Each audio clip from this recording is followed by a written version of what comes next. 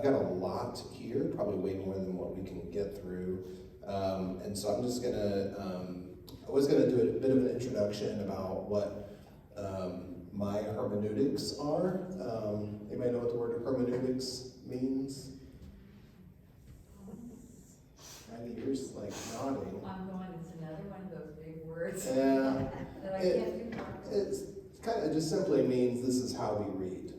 So it's like the lens that you put on when you're reading something, right? So we have a different hermeneutic when we're reading poetry than we have when we're reading the news, right?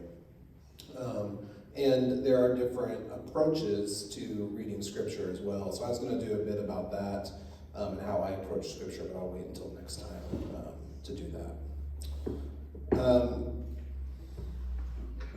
First thing to say is this text that you all read together, we all read together, that Cheryl read, is it to be read scientifically?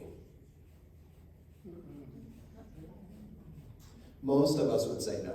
I would say no. But I want to say that it's not that simple.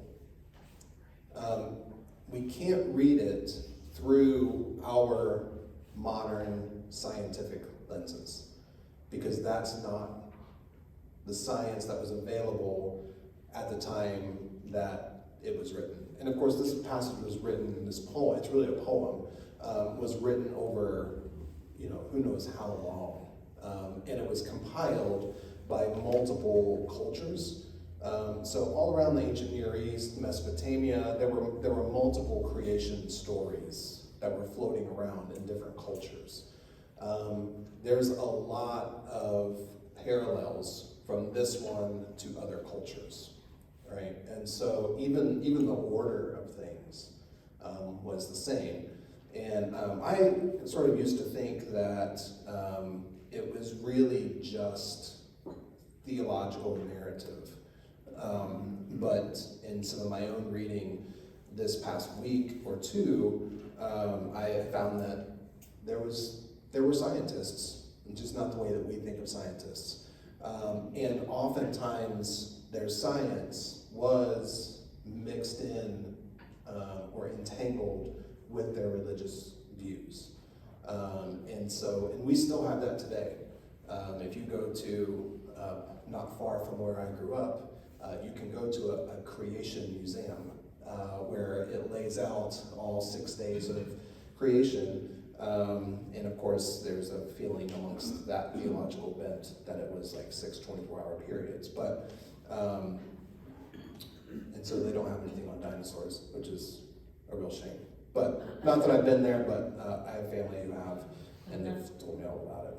But so just understand that this is a mix of myth, theology, storytelling, and science to the best of their ability to know what they knew at the time without things like telescopes and microscopes, right? So I'm going to point out some things that I noticed and then just kind of open it up for a conversation. So one of the things that I always notice, and I think is important to note, is this idea of a formless void. There's a pervasive thought out in theology that says God, creatio ex nihilo, God created out of nothing. But that's not what the text says, and that's not what the first peoples believed. A formless void, what that means is that the planet was desolate and unproductive.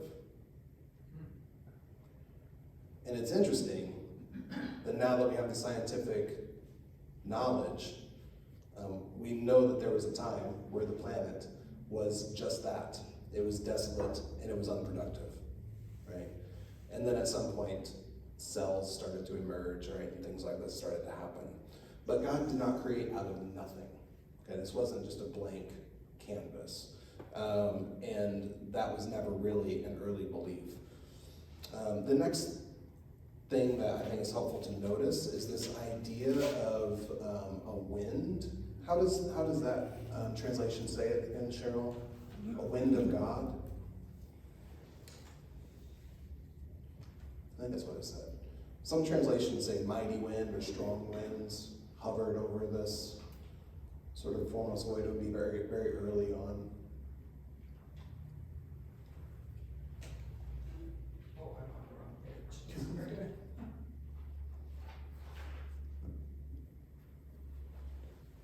Yeah, wind from God. Wind from God.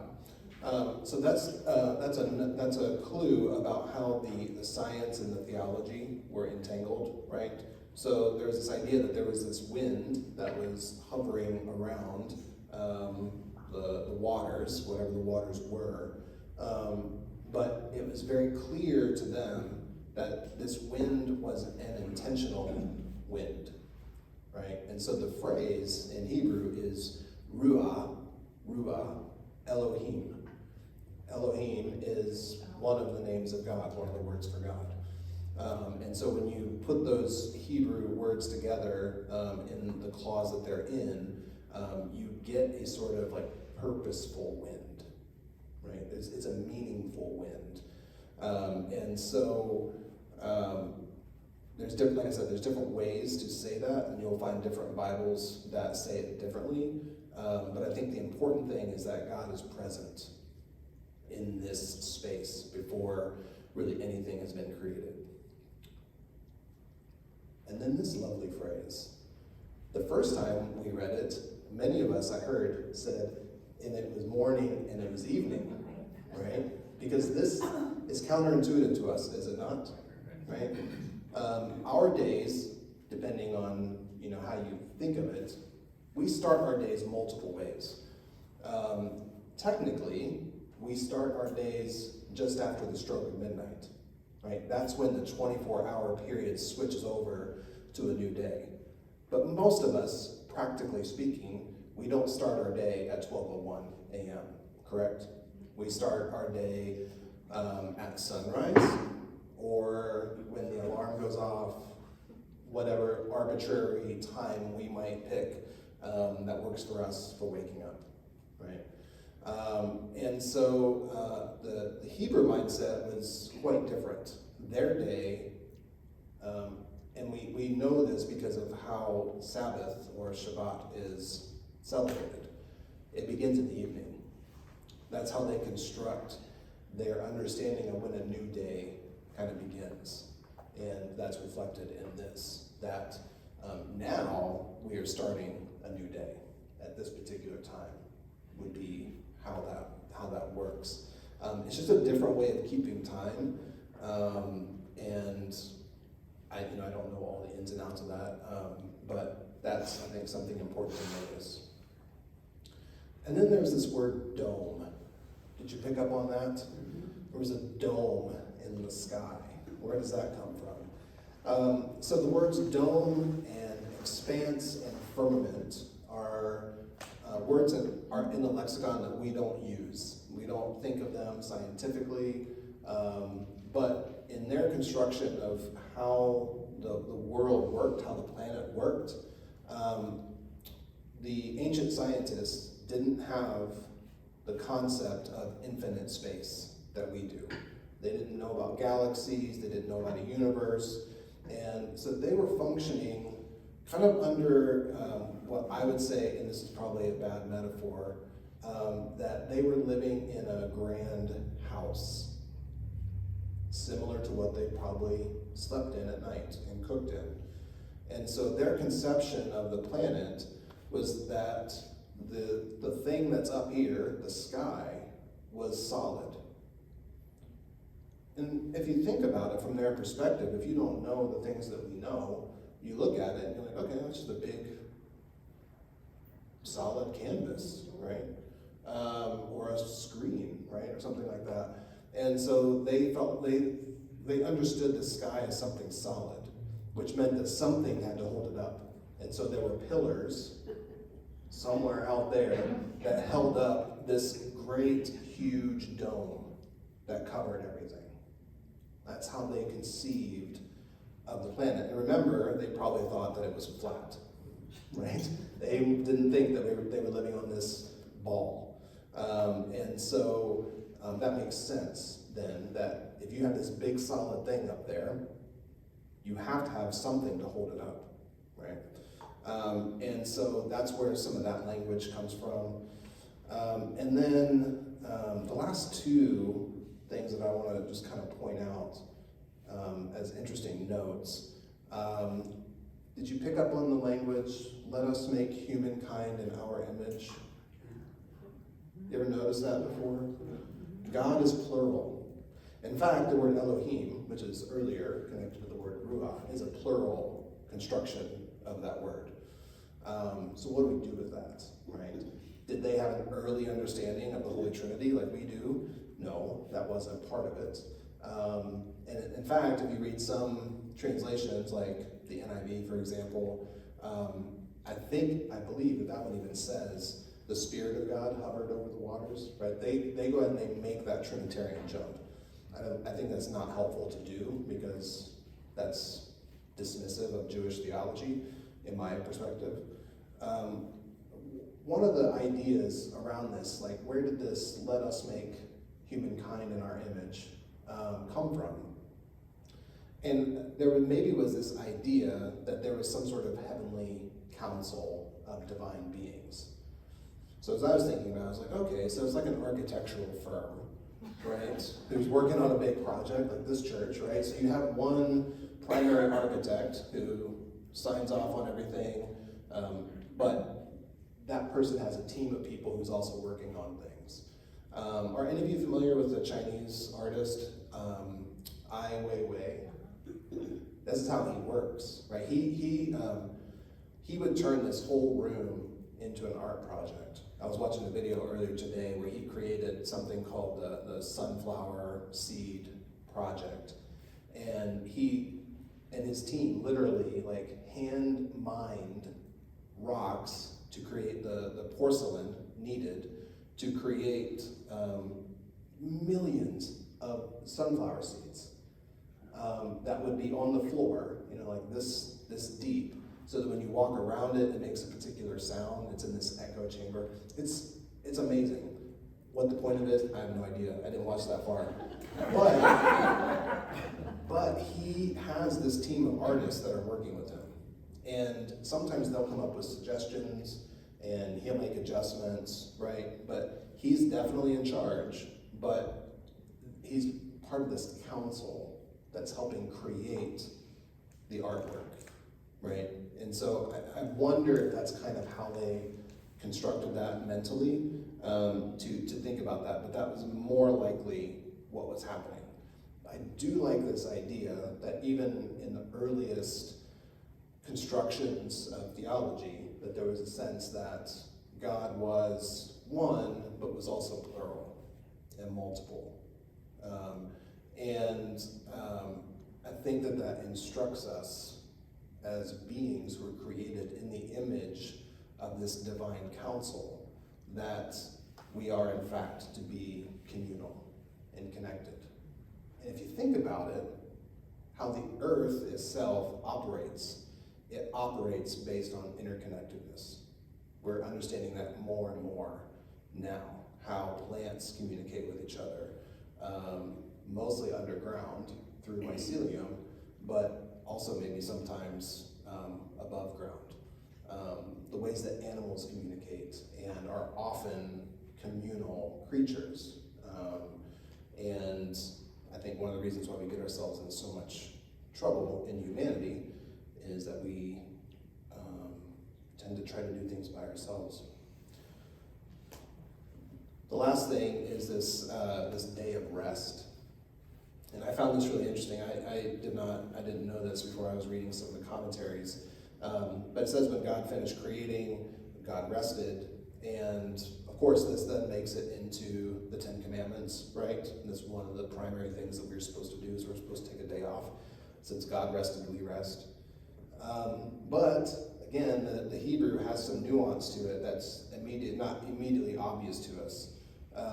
It was a word that was used for when craftsmen finished a project, or if an artisan finished a project, and that moment when you hammer the final nail, or you make the final brush stroke, or you write the final stroke on a letter, whatever it is, you then stop and you look it over, make sure everything is good, make sure everything is correct, everything is the way you want it to be, and then you exhale and you enjoy it, right? There's this immediate moment of like satisfaction and exhaustion and completion, and then you step back and you have a moment where you're like, it's done.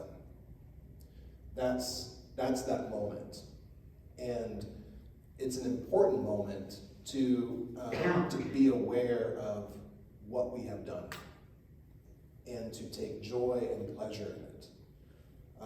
And I think that's something that I've missed often when I think about Sabbath rest. I just think about work hard and then take some time off, because if you don't, you're going to burn out because you got to get right back to it. But there's really a pleasure and a joy in the completion of a project. And if we think about it from that kind of project or a work of art or something like that perspective, I think that makes a lot of sense that in their language construction of this, that God and the Council of Divine Beings finished their work, and they were like, is it good? Is it good? Did we miss anything? Nope, it's good. We're finished. Wonderful. Let's have a drink and enjoy it, right? So I think it's a powerful thing, and it's going to help me think about how I take Sabbath with a different tone. So those were the things I noticed that I thought would be fun to throw out there, and then can we take a couple minutes for questions, Cheryl? Okay, we're right at 7. So things that you noticed. I have the microphone, so that gives me a lot of power.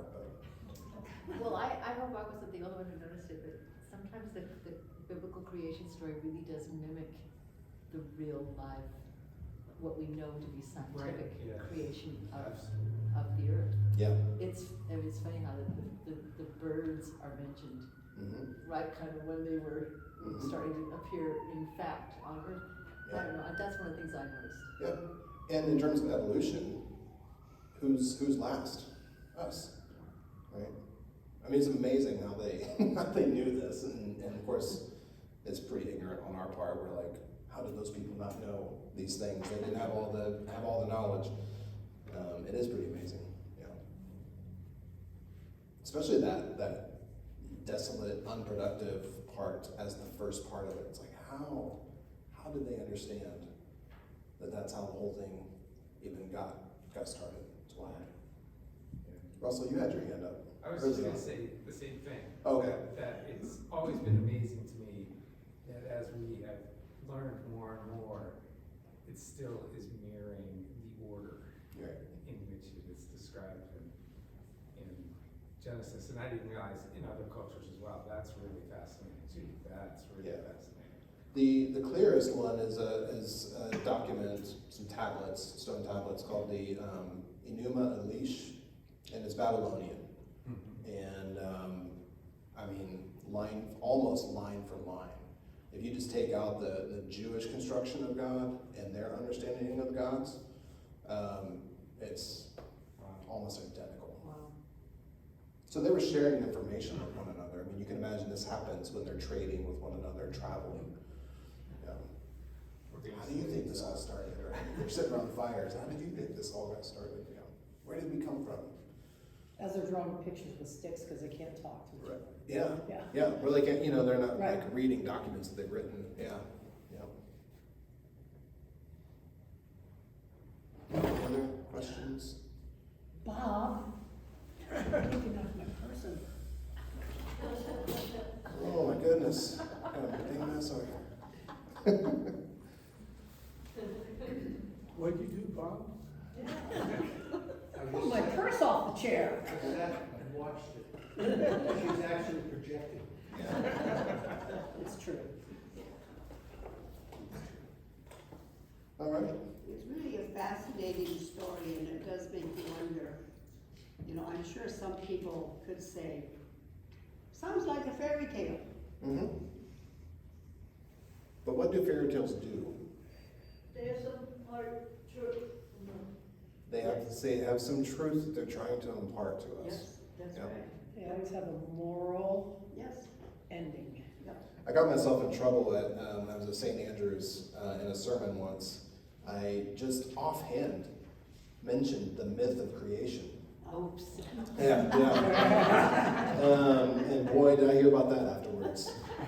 It's not a myth, it happened. I'm like, well, okay. Let's take a step back. I probably should have defined how I'm using the word myth because we all use it differently. Unfortunately, that's one of those words that's hard because for sometimes we mean it to mean a false story, right? Oh, that's a myth, right? Or there's this whole show called Mythbusters, right? But probably more commonly, it's understood as a grand story, kind of like a fairy tale trying to teach us something. So You were lucky somebody didn't stand up pronto and say, that's not. I heard the sort of gruntish Gas. gasp. There, that's the word. Yeah, and I knew at that moment I was like, I'm gonna hear about that afterwards. But I didn't change course. I stuck with it. All right, Cheryl, you're gonna introduce the next part for us. So, as Jonathan said, this is preparation for our Easter